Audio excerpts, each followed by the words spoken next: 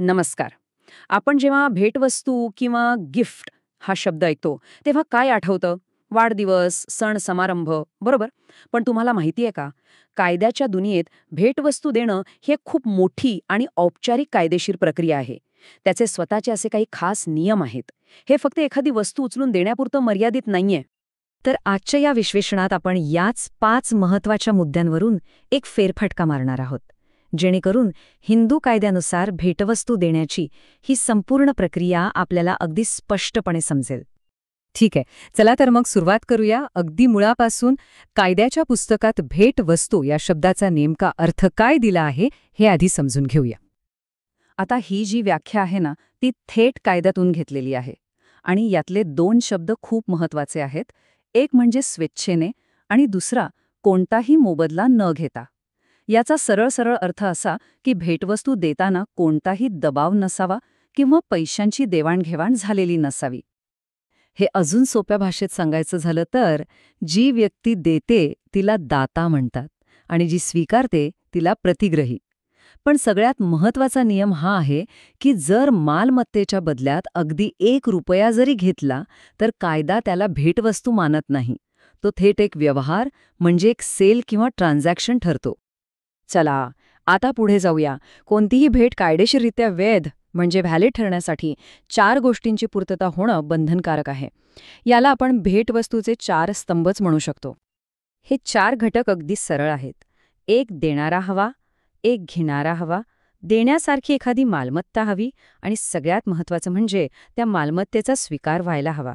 यापैकी एक जरी गोष्ट कमी असेल तर ती भेट कायदेशीर मानली जात नाही. आणि हो, स्वीकृती हे या प्रक्रियेतलं सगळ्यात महत्त्वाचं पाऊल आहे. भेटवस्तू देण्याची प्रक्रिया तेव्हाच पूर्ण होते जेव्हा ती स्वीकारली जाते. समजा स्वीकार होण्याच्या आधीच घेणाऱ्या व्यक्तीचा मृत्यू झाला तर कायद्याच्या नजरेत ती भेट कधी दिलीच गेली नाही असं मानलं जातं. ती भेट तिथेच रद्द होते. बरं, मग आता पुढचा प्रश्न येतो की नेमक्या कोणत्या प्रकारची मालमत्ता आपण भेट म्हणून देऊ शकतो आणि कोणाला ती देण्याचा अधिकार आहे. चला, हेच समजून घेऊया. ही यादी थोडी मोठी आहे, पण यातला मूळ विचार अगदी सोपा आहे. जी मालमत्ता पूर्णपणे तुमच्या मालकीची आहे ती तुम्ही भेट म्हणून देऊ शकता. यात स्त्रीधनाचाही समावेश होतो. हो, पण वडिलोपार्जित मालमत्तेच्या बाबतीत काही विशेष नियम आणि अटी आहेत ज्यामुळे ते प्रकरण थोडं गुंतागुंतीचं बनतं. आणि इथे खूप मोठा आणि महत्त्वाचा बदल दिसतो. पूर्वी स्त्रियांच्या मालमत्ता अधिकारांवर काही मर्यादा होत्या, पण 1956च्या कायद्याने त्यांना त्यांच्या मालमत्तेच्या संपूर्ण मालकीण बनवलं. म्हणजे आता त्यांना पुरुषांप्रमाणेच आपली मालमत्ता कोणालाही भेट देण्याचा पूर्ण अधिकार आहे. याचबरोबर वडिलांना काही धार्मिक कार्यांसाठी वडिलोपार्जित मालमत्ता दान करण्याचे विशेष अधिकारही आहेत. आता आपण एका खूपच रंजक आणि जरा गुंतागुंतीच्या विषयाकडे वळूया.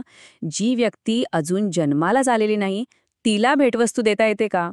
हा प्रश्न कायद्यासमोर आला तेव्हा त्यावर कसा तोडगा काढला गेला ते पाहूया. इथे आपल्याला कायदा कसा वेळेनुसार बदलत गेला हे स्पष्ट दिसतं. सुरुवातीला नियम सरळ होता. जी व्यक्ती अस्तित्वातच नाही तिला भेट देता येत नाही. पण नंतर काळ बदलला आणि काही नवीन कायदे आले. या कायद्यांनी अजन्मा व्यक्तीच्या नावेही मालमत्ता हस्तांतरित करण्याची सोय करून दिली. चला, आता त्या ऐतिहासिक खटल्याबद्दल बोलूया, ज्याने भेटवस्तूच्या कायद्याची दिशाच बदलून टाकली. तो खटला होता टॅगोर विरुद्ध टॅगोर. या एका केसने अनेक मूलभूत तत्त्व घालून दिली जी आजही महत्त्वाची आहेत. या स्लाइडवर आपण त्या खटल्यातील निकालाचाच एक भाग पाहू शकतो. यातूनच आपल्याला या निकालाचं महत्त्व किती मोठं होतं याचा अंदाज येतो. या खटल्याने अनेक गोष्टी स्पष्ट केल्या, पण यातलं सगळ्यात क्रांतिकारक तत्त्व कोणतं होतं तर ते म्हणजे भेट घेणारी व्यक्ती भेट देतेवेळी अस्तित्वात असणं बंधनकारक आहे. आता हे इतकं महत्त्वाचं का होतं? कारण त्यामुळे मालमत्ता अनिश्चित काळासाठी भविष्यातल्या कोणा अजन्मा वारसासाठी अडकून राहत नव्हती. ह्या एका नियमाने मालमत्ता हस्तांतरणाला एक प्रकारची निश्चितता आणि स्पष्टता दिली, जी त्या काळासाठी खूप मोठी गोष्ट होती. आणि यावरून एक गोष्ट अगदी स्पष्ट होते. 100 वर्षांपेक्षा जास्त काळ लोटला असला तरी या खटल्याची तत्त्व आजही तितकीच प्रभावी आहेत. आणि जिथे नवीन कायदे काही सांगत नाहीत तिथे आजही या निकालाचा आधार घेतला जातो.